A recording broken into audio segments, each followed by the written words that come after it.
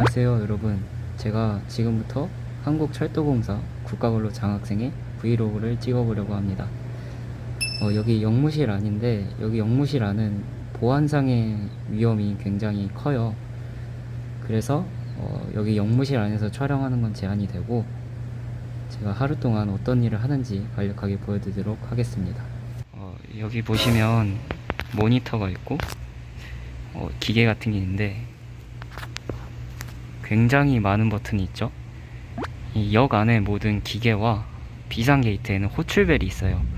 그래서 호출벨을 누르면 제가 이 버튼 중에서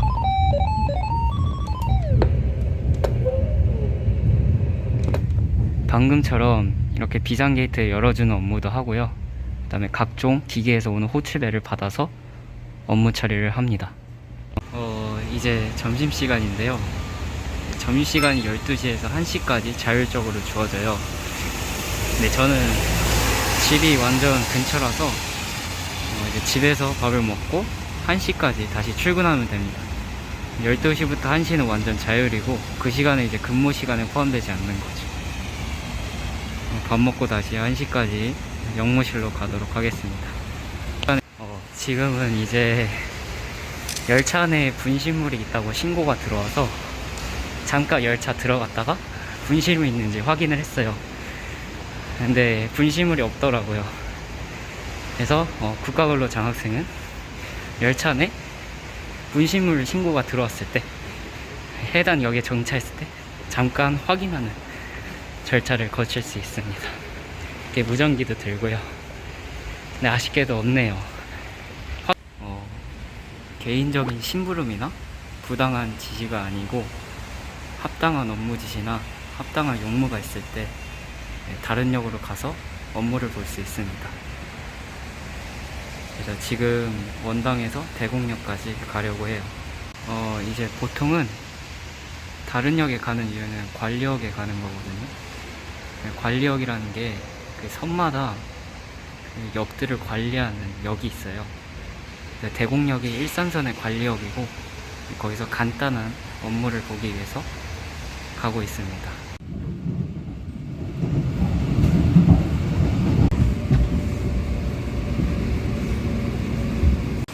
이제 관리역에서 업무를 다 보고 다시 복귀를 해야 돼요. 근데 이렇게 가끔 나오는 게 약간 답답함도 해소하고 좋은 것 같아요.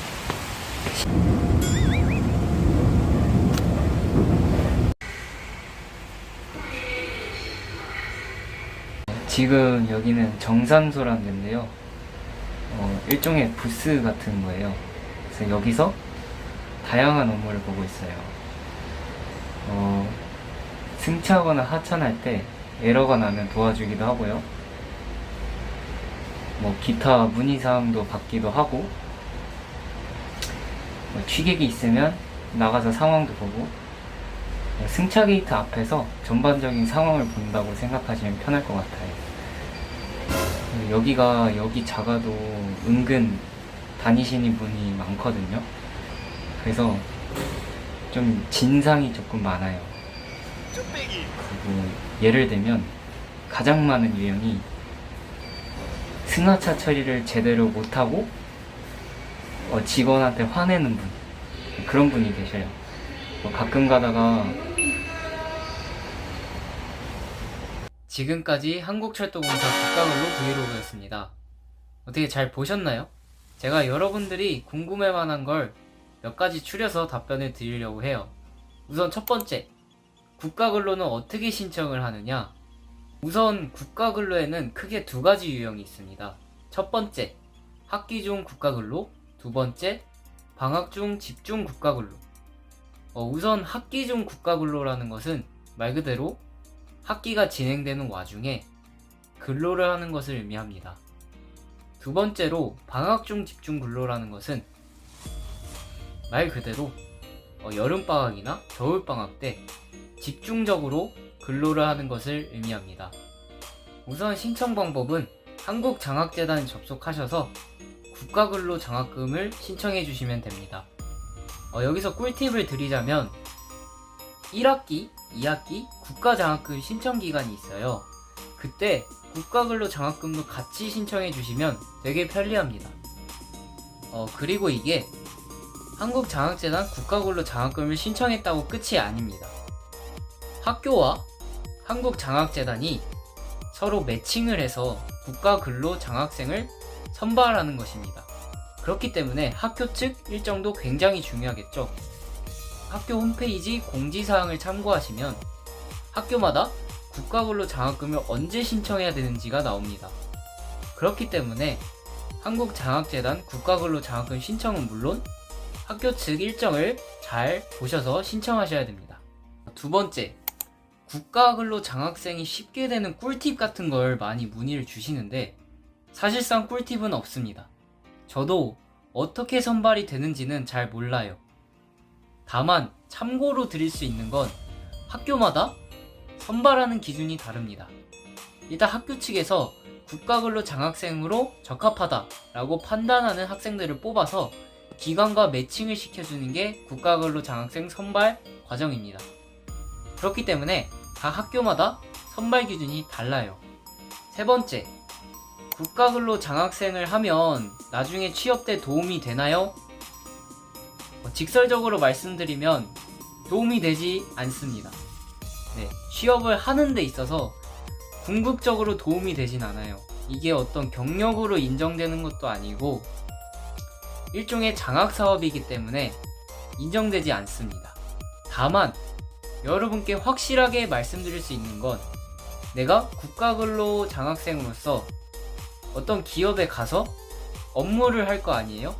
그러면 그 기업에 대한 이해도가 높아집니다. 그 조직에 대한 이해가 좀 더 잘 돼요.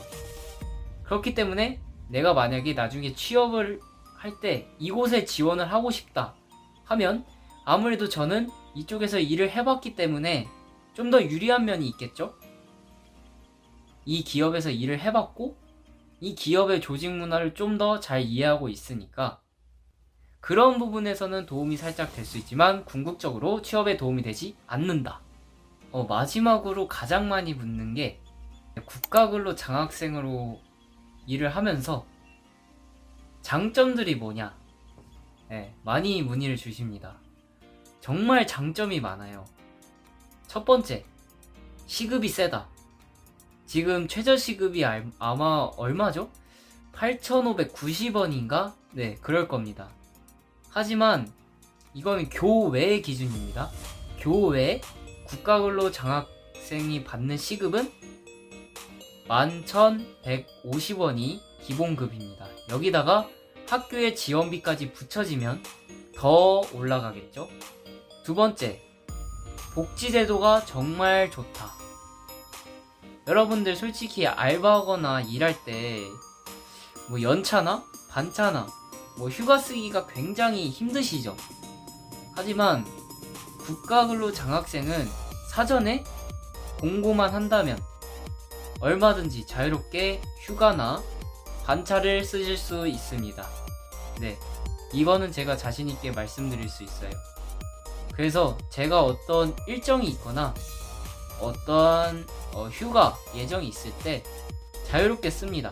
다만 너무 많이 휴가를 쓰거나 너무 많이 반차를 쓰고 연차를 쓴다면 이건 아무래도 기업에게 큰 타격이 가겠죠? 그러지 않는 선에서 자유롭게 사용할 수 있습니다. 세 번째, 법의 보호를 받습니다.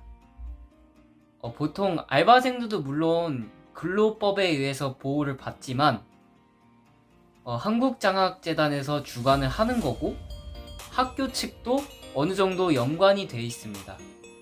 그렇기 때문에 국가근로 장학생은 철저하게 법에 의해 보호를 받습니다. 따라서 부당하게 근로할 경우가 거의 없다는 겁니다. 예를 들어 내가 어떤 부당한 일을 당했다. 그러면 바로 신고를 하시면 됩니다. 신고 절차도 굉장히 간단해요. 그렇기 때문에 마음 놓고 일할 수 있다. 이게 큰 장점이라고 볼 수 있겠습니다. 이렇게 해서 여러분들이 궁금해할 만한 점도 다 말씀드렸습니다.